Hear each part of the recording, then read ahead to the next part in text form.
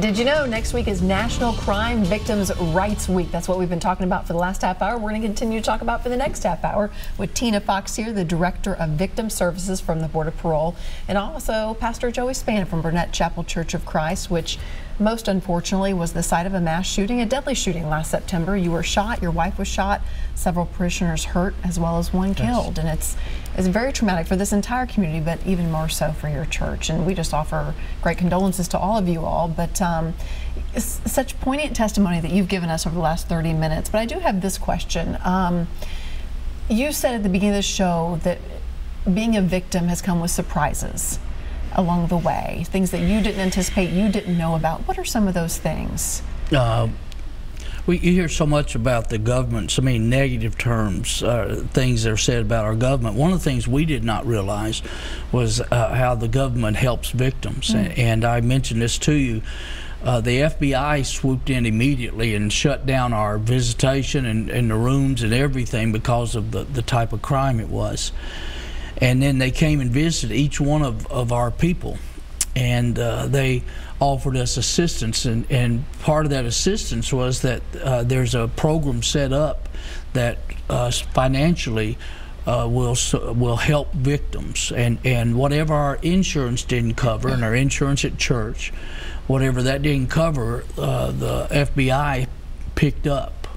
And at that particular time, you don't worry a whole lot. When my condition, I wasn't worried a whole lot about money, but as you begin to heal, them being there and offering just the assurance that we've got it. You know, you don't worry about that. And I can't tell you how many times the lady told us that. You don't worry about that. You just get better. And she's been there for us, and other agencies have gotten in touch with us. Agape has gotten in touch with us and offered their services, and even the DA office. They've met with us, and we've met with them as a group, and they offered counseling to our people, and some of our people have accepted counseling, which is good. Sure. It's needed. I've been able to speak more about this, and I guess that's been a therapy in itself. But there are just a lot of things that, from our government standpoint, that has really been helpful and encouraging, you know, to know that they do this. And I never thought about it. You know, when I wasn't, you said a while ago, you know, that you don't think about being a victim, and then all of a sudden you are. And it was literally that quick, that we weren't, and then we were. And that is, I guess, the way it usually is. But there's a lot of agencies that are willing to help, we have found, and plus the churches, obviously. Yeah, big community out there. Yes. What are you finding about the court system as this case just begins to dip its toe into the court system and the legal wranglings? Are you finding help there as well in navigating the system? Yeah, the district attorney has, the assistant district attorney has stayed in touch with us and have talked to us and kept us up to date. And they told us from the very beginning that it would be 1.5 to 2 years, not to get into a big rush thinking that it's going to be over, that it's going to be a long process, and it is. And if you've had any dealings in the court system, you'll see that. Now, I don't think there's anything they can do about that. I watch the DAs come there. Sometimes they have a stack, and it's just this one's through now, and it's just constant. I don't know how they do what all they do, but it is a long process. Tina, what do you find? I mean, I know you are on the kind of the back half of this, really the end of it, when it comes to the criminal justice system, being with the Board of Parole. When you hear from victims who reach you, they've had experiences on the front end. What is the general consensus from victims as they navigate this place that they never thought that they would be? Sure. Yeah, typically it's not palatable experiences that we hear, mainly because of the crime. The parole board hears copious loss of life cases, and those are not pleasant cases to review, to consider, to be engaged in. And so again, you have crime victims who didn't necessarily have a good experience during the criminal proceedings, mainly because the offender didn't get the time that they had hoped for. And so now the offender is already eligible for parole consideration, so that brings back different feelings and emotions, again, particularly your loss of life cases. One of the things that I have learned from crime victims who have lost loved ones is that attending a parole hearing is almost equivalent to attending that funeral all over again. Really? Yeah, so the preparation, they have to relive and revisit the case and the facts of the offense, and they have to hear all those things. And so it's literally getting them to revisit that funeral. And so education allows them to get informed. And I believe that once you are informed, you make good decisions. You make better decisions on how you're going to be engaged.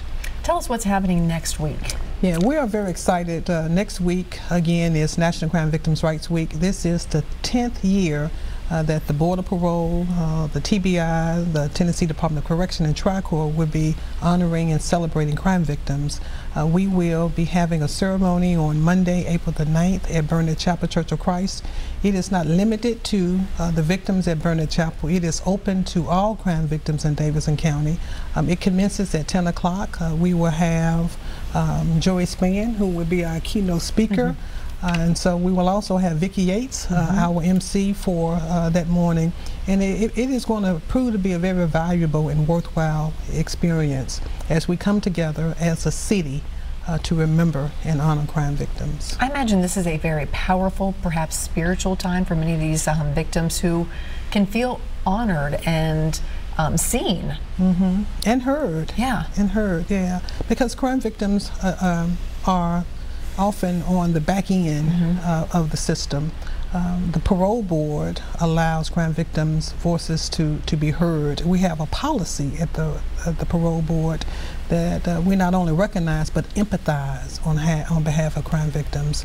And so typically when a parole board member and or hearing officer reviews a case file, they look at the file in its totality, all those legal factors that they must review and consider, and oftentimes the victim's voice is not present.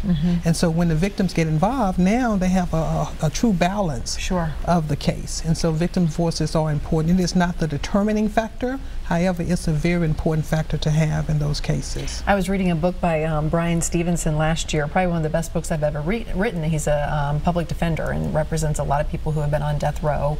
And I learned in that several decades ago, perhaps, I hate to even name the decade because I'd get it wrong, but victims were not a part of the criminal justice system at all.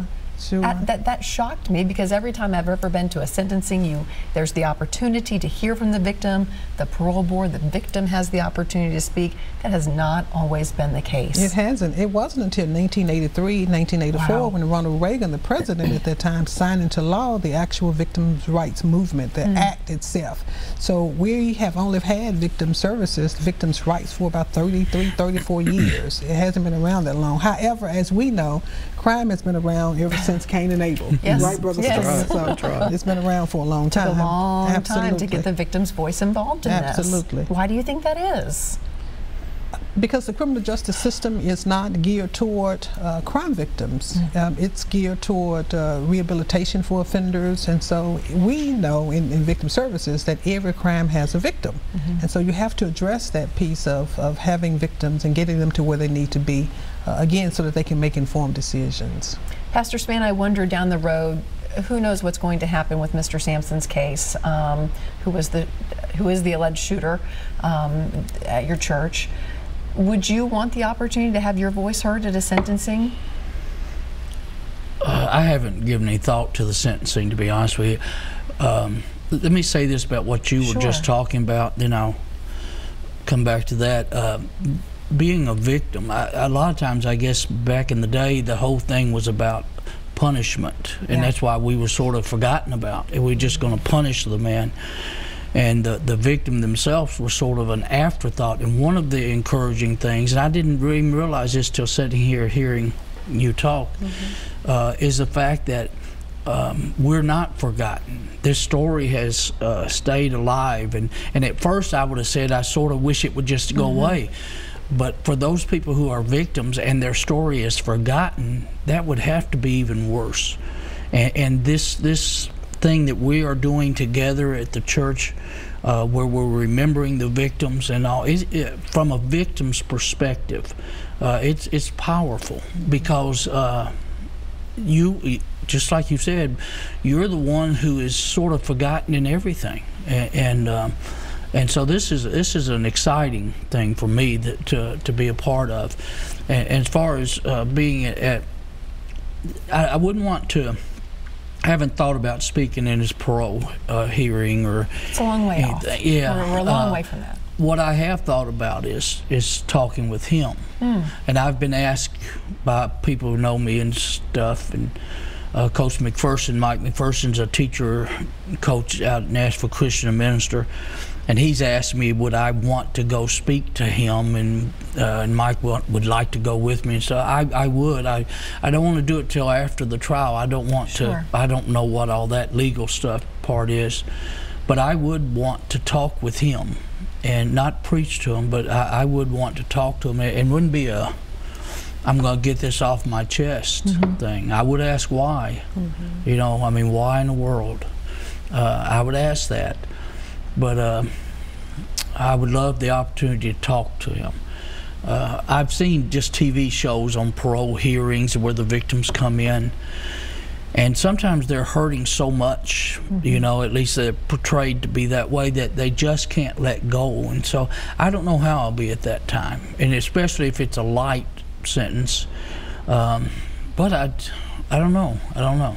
It's just the honest answer. Yeah, I appreciate that. Okay, we're going to take another quick break, and I want to remind you, this is OpenLine. If you have a question about how Victim Services could help you, go ahead and give us a call. If you want to share your own story, we'd appreciate hearing that. 615-737-PLUS. We have one more lawn segment, so go ahead and give us a call during the break and we'll set that up. Stay with us, much more to come.